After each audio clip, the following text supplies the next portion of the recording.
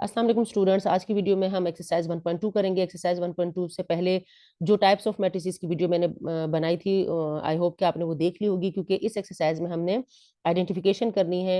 हमें मैट्रिसेस दिए में हमने उसकी टाइप्स बतानी है। जैसे यहाँ पर फर्स्ट क्वेश्चन में दिया है कि मैट्रिसेस को आपने पहचाने, कौन कौन से मैट्रिक्स पहचाने कि ये आइडेंटिटी है या रो मैट्रिक्स है या कॉलम मैट्रिक्स है या नल मैट्रिक्स है। इन चार तरह की आइडेंटिफिकेशन करनी है हमने। तो इस मैट्रिक्स को देखें, ए मैट्रिक्स में सारे एंट्रीज चूंकि जीरो हैं तो ये कौन सा मैट्रिक्स है? नल मैट्रिक्स है। बी मैट्रिक्स में चूंकि एक ही रो है तो हम कहेंगे कि रो मैट्रिक्स है। सी मैट्रिक्स में एक ही कॉलम है तो हम कहेंगे कि कॉलम मैट्रिक्स है। डी मैट्रिक्स में हमारे पास डायगोनल में वन है और बाकी एंट्री जीरो है तो ये आइडेंटिटी मैट्रिक्स है। ई में हमारे पास एक ही एंट्री है और वो जीरो है तो ये नल मैट्रिक्स है। एफ में हमारे पास एक ही कॉलम है तो ये कॉलम मैट्रिक्स है। ठीक है, इसी तरह से क्वेश्चन नंबर 2 को देखें। क्वेश्चन नंबर 2 में क्या कहते हैं कि from the following matrices identify, क्या क्या आइडेंटिफिकेशन करनी है हमने। हमने पहचानना है कि कौन सा मैट्रिक्स स्क्वायर है, कौन सा रो है, कौन सा आइडेंटिटी है, कौन सा रेक्टेंगुलर है, कॉलम है या नल मैट्रिक्स है। तो अब ये वाला मैट्रिक्स देखें, ये कौन सा मैट्रिक्स है? ये रेक्टेंगुलर मैट्रिक्स है because number of rows and number of columns are not equal. ये कौन सा मैट्रिक्स है? इसमें सिर्फ एक ही कॉलम है तो ये कॉलम मैट्रिक्स है। थर्ड वाले में चूंकि number of rows and number of columns are equal, equal है ना, नंबर ऑफ रोज भी और नंबर ऑफ कॉलम्स दोनों दो दो हैं, तो हम कहेंगे कि स्क्वायर मैट्रिक्स है। इस मैट्रिक्स में क्या है? ये आइडेंटिटी मैट्रिक्स है क्योंकि इसके डायगोनल में वन है और बाकी सारी एंट्रीज जीरो हैं। इस मैट्रिक्स में क्या है? इसमें नंबर ऑफ रोज और नंबर ऑफ कॉलम्स इक्वल नहीं है तो हम कहेंगे कि ये रेक्टेंगुलर मैट्रिक्स है। सिक्स वाले में क्या है कि एक ही रो है मैट्रिक्स के अंदर तो हम इसे रो मैट्रिक्स कहेंगे। सेवन वाले में चूंकि एक ही कॉलम है तो हम इसे कॉलम मैट्रिक्स कहेंगे। एट वाले में हमारे पास नंबर ऑफ रोज और नंबर ऑफ कॉलम्स इक्वल है, आपको शेप से भी पता चल जाएगा फौरन। ठीक है, तीन रोज हैं तीन कॉलम्स हैं तो हमारे पास ये स्क्वायर मैट्रिक्स बन गया। और लास्ट वाले में हमारे पास सारी एंट्रीज जीरो हैं तो ये कौन सा मैट्रिक्स हो गया? नल मैट्रिक्स हो गया। नल मैट्रिक्स के के लिए हमने पढ़ा था कि उसकी कोई सी भी शेप हो सकती है, उसके लिए कोई रेक्टेंगल या स्क्वायर या रो कॉलम इस तरह का होना जरूरी नहीं है। क्वेश्चन नंबर 3 देखते हैं कि from the following matrices identify diagonal, scalar and unit, यानी कि आइडेंटिटी मैट्रिक्स। ठीक है, आइडेंटिटी को यूनिट भी कहते हैं। ये मैट्रिसेस हमने पहचानना है। तो इसमें क्या है? सारी एंट्री जीरो है, डायगोनल में एक ही एलिमेंट है। ठीक है, हर जगह वही एलिमेंट है, फोर फोर। तो कौन सा है? ये स्केलर है। ये कौन सा है? इसमें डायगोनल के अलावा बाकी सारी एंट्री जीरो है लेकिन डायगोनल वाली एंट्रीज एक जैसी नहीं है तो ये डायगोनल है, डायगोनल मैट्रिक्स है। इसमें क्या है? इसमें सारी एंट्री जीरो है, मेन डायगोनल में एलिमेंट क्या है? वन है, तो हम कहेंगे कि ये आइडेंटिटी मैट्रिक्स है या यूनिट मैट्रिक्स है। इस वाले में क्या है?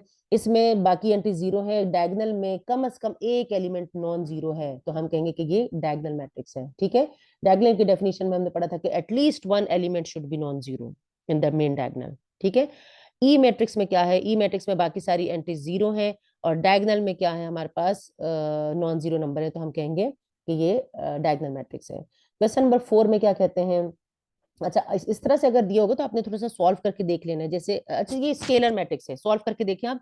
5 - 3 से भी 2 आता है और 1 - 1 से भी 2 आता है तो स्केलर मैट्रिक्स है, एक जैसा हो जाएगा ना, 2 2। तो हमने कहा था कि अगर इसके डायगोनल में एलिमेंट एक जैसा होगा तो वो स्केलर मैट्रिक्स होगा। क्वेश्चन नंबर 4 में क्या कहते हैं कि find negative of matrices A B C D and E when A B C D, हमें मैट्रिक्स दिए में है, हमने इनका नेगेटिव फाइंड आउट करना है। नेगेटिव के लिए क्या बनाना है आपने? जो पॉजिटिव एलिमेंट्स हैं उनको नेगेटिव कर देना है, जो नेगेटिव है उनको पॉजिटिव कर देना है। तो यहाँ पर हम लिखते हैं, जैसे ए है, ए मैट्रिक्स ये है तो हम क्या करेंगे कि माइनस ए क्या होगा? Minus A is equal to का मतलब है आपने पूरे मैट्रिक्स को माइनस से मल्टीप्लाई कर देना है। तो माइनस से मल्टीप्लाई करने का मतलब ये है कि आपने हर एलिमेंट को के साथ इस माइनस को अंदर अंदर ले जाएं, माइनस को सबके साथ मल्टीप्लाई करें। 1 के साथ मल्टीप्लाई होगा तो -1 हो जाएगा, 0 के साथ मल्टीप्लाई होगा तो 0 हो जाएगा, -1 के साथ माइनस मल्टीप्लाई होगा तो 1 हो जाएगा।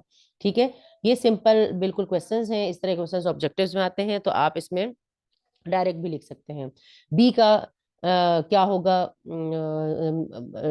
नेगेटिव मैट्रिक्स क्या होगा? बी के साथ माइनस का साइन लगाएं, यहाँ पर जो एंट्रीज पॉजिटिव है उसको नेगेटिव कर दें, जो नेगेटिव है उनको पॉजिटिव कर दें। ये नेगेटिव हो जाएगा, ये नेगेटिव हो जाएगा। इसी तरह से सी को देखें, नेगेटिव ऑफ सी क्या होगा? माइनस का साइन लगाएं नेगेटिव के साथ और जो एंट्रीज पॉजिटिव है उन सबको नेगेटिव कर दें, इसमें नेगेटिव एंट्री कोई थी ही नहीं। ठीक है, डी के साथ माइनस का साइन लगाएं नेगेटिव मैट्रिक्स बनाने के लिए। तो और जो एलिमेंट्स पॉजिटिव है उनको जो नेगेटिव है उनको पॉजिटिव कर दें या प्लस कर दें, जो पॉजिटिव है उनको नेगेटिव कर दें, इस तरह से साइन चेंज कर दें। इस तरह से ई के साथ माइनस लगाएं और इनके साइन चेंज कर दें, ये नेगेटिव था तो ये पॉजिटिव हो जाएगा। सही है, प्लस लगाने की जरूरत नहीं है, माइनस के साइन लगा दिया करें। अब ए इसमें देखते हैं, इसमें क्या कहते हैं? Find the transpose of each of the following matrices. Transpose find out करना है। ए मैट्रिक्स को लेते हैं, हम कर रहे हैं क्वेश्चन नंबर 5, ठीक है। ए मैट्रिक्स को लेते हैं, ए का ट्रांसपोज क्या होगा? ए के ट्रांसपोज का मतलब ये है कि आपने 0 1 और -2 का ट्रांसपोज लेना है। ऐसे भी लिख सकते हैं हम इसे, ठीक है, इस तरह से भी लिखा जा सकता है।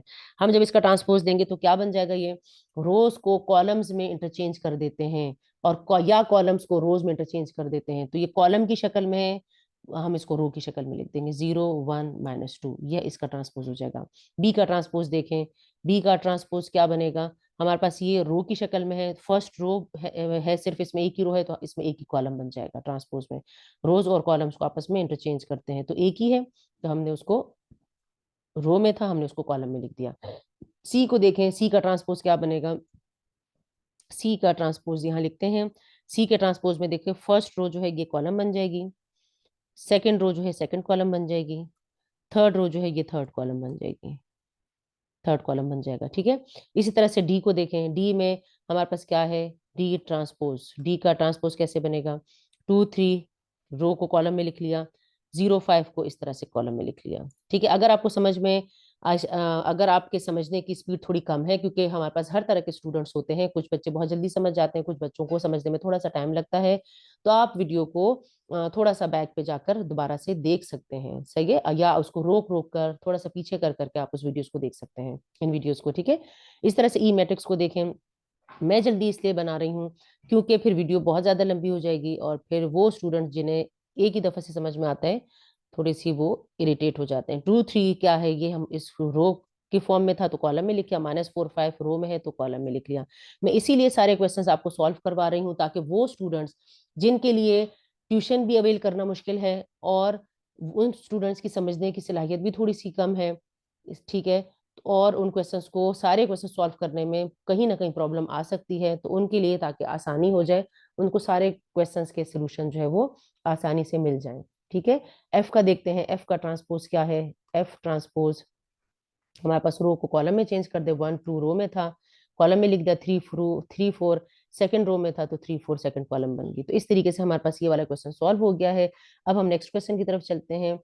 नेक्स्ट क्वेश्चन में क्या कहते हैं कि verify verify that if A matrix is this, B matrix is this, then first part में क्या कहते हैं कि A ट्रांसपोज का ट्रांसपोज लें और वो वापस A मैट्रिक्स आ जाएगा, ये वेरीफाई करना है।